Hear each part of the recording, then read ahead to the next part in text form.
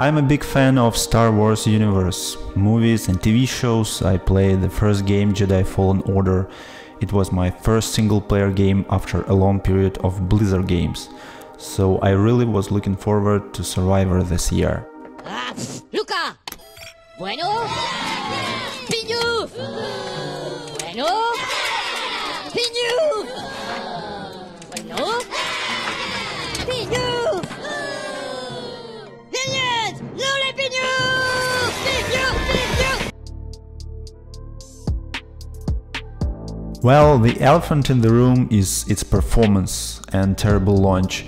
I knew about that and waited several days before buying, and did that when they already patched the game, but they patched again and again, and at some point they released a patch for the whole game, so it required around 90 gigabytes, and as the game itself was enormous, it meant that Witcher 3 should be gone from my PC. See you soon, girl! Fuck. I have 3060 Ti, and in general, with all settings on Epic and RTX on, I had average 55 FPS. Though there were challenges, small events that were hidden all over the game, where FPS dropped to around 25, which is a bit frustrating as it is hard to fight waves of enemies or rancors. And also some days, I suppose, when they installed bad patches, overall FPS dropped to around 40. GPU was always working on 90+% capacity, but CPU loading wasn't so big. Game has bugs, mostly glitched droids or enemies, but not all the time. Though glitched textures happened a lot. Eventually my general impression from the performance wasn't terrible like some Steam users who claimed they had 15 FPS, but after beating the game I feel like I didn't have the best performance overall for my system. Honestly, the plot isn't too exciting. Our guy Cal Kestis now has his own squad, which suicides basically during the first hour, when they all come to Coruscant and everything goes wrong. Trying to escape, Cal drives worse than Rue under some meds. So now he needs to come to the previous owner and his friend Grease to repair it. Grease wasn't only watching TikToks, but he started his own business, a saloon. From there you start your main journey where you fight Empire, bandits, scavengers, retrieve old droid, wake up a guy who doesn't like to be woken up, retrieve more ancient stuff, ride the speeder ones, and eventually end up on a new planet. Honestly, I felt this connection between facing Bedlam Raiders and Empire. You have no main antagonist through the game, and I think it's the main issue of the plot. On one side you have Dagon Gera, who I thought was gonna be the last enemy, but the game continued, and then we have Darth Vader, and I'm like, oh, this is the last boss. I even felt tilted when we faced Darth Vader with Sarah rather than Cal. But no, a plot twist.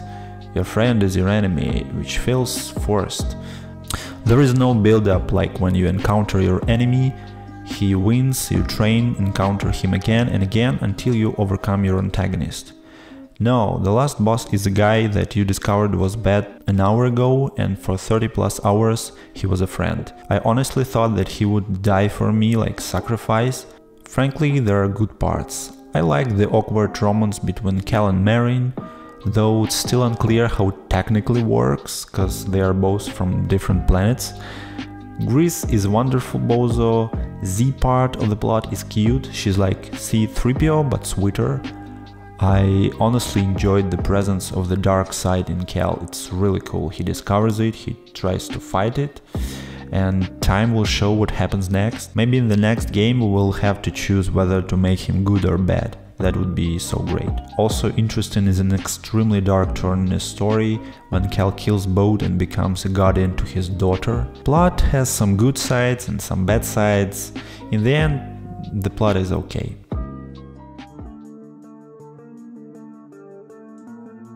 I would describe this as a platformer game with elements of action and puzzles, cause 60% of the time you run, climb and jump. I can't say it's bad, these activities are not repetitive, because most of the landscape is variable, so you can run horizontally, jump like Spider-Man, glide on some birds, and it feels interesting, at least at first. fighting system feels more similar to Souls-like games, yet executed less perfectly. Targeting mostly harms, so I never used it. The main idea is to parry enemies, but when you are attacked by a number of them and half of their attacks are unparryable, I found myself mostly using force attacks. They are cool looking, powerful, and it feels great. Fortunately, there are enough different force attacks in different stances. Unlike destitute Luke Skywalker, who has only one sword, You never gave me 2 lightsabers.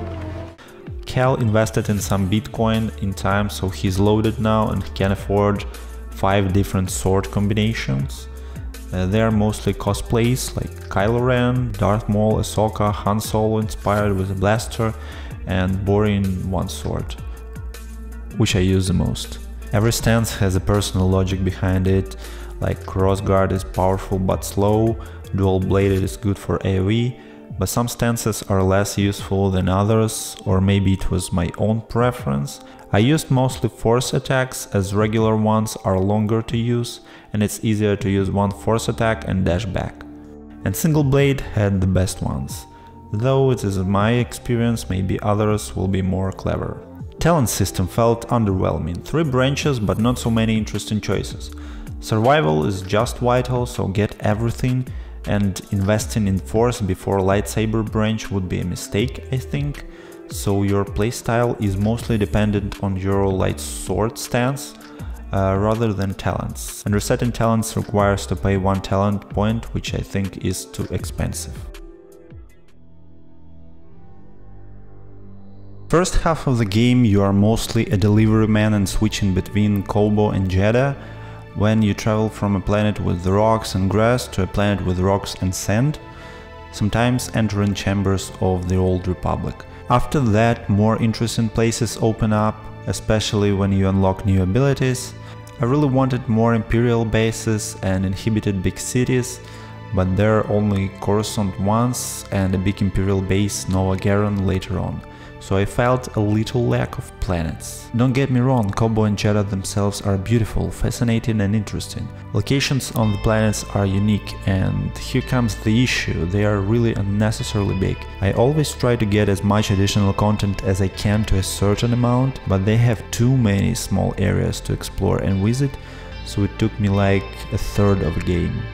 And the problem with that is some rewards besides teams and some upgrades are unworthy and small.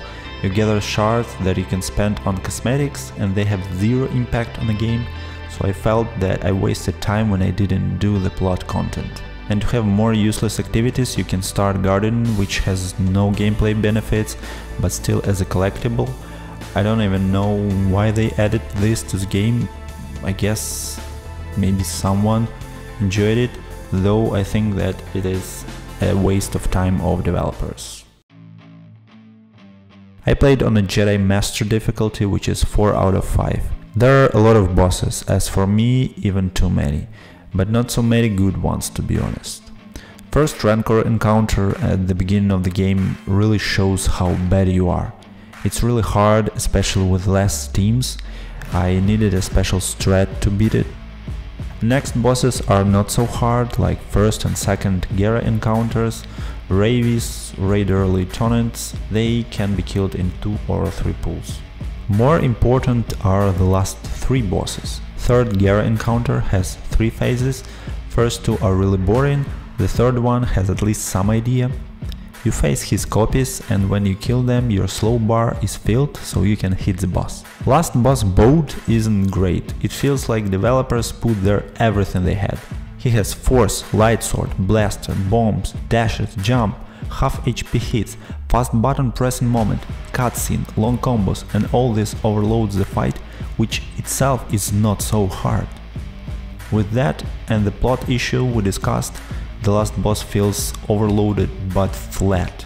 Darth Vader was a boss with cheese strat, but unless you figure it out, it's really hard, especially playing Sarah, after you got used to all the buttons, attacks and combos of Cal.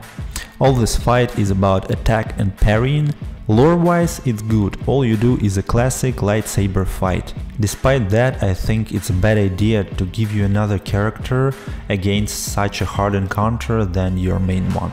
The only boss that I won't forget is Double Ranker's fight. It took me more than 100 pulls, somewhere around 2 hours. And again, it required to create a special strat, execute it perfectly and hope for some good RNG, as this boss is the only one who has a one-shot. I opened with a blaster, then switched to a dual-wielded stance, ran around the circle to line them up and threw lightsaber until I could. I also want to mention my arch nemesis Raider veterans with spears and security droids. They feel really irritating. Well, honestly, it's a good game, but it has issues in almost every aspect. Plot, gameplay, enemies, boss fights, world, location, technical aspect. I rate this game 8 out of 12 because nice views, customization, fights, overall look of the game are really worth playing. In spite of that, I strongly don't recommend paying full price. Wait a little for a discount and enjoy the world of Jedi Survivor.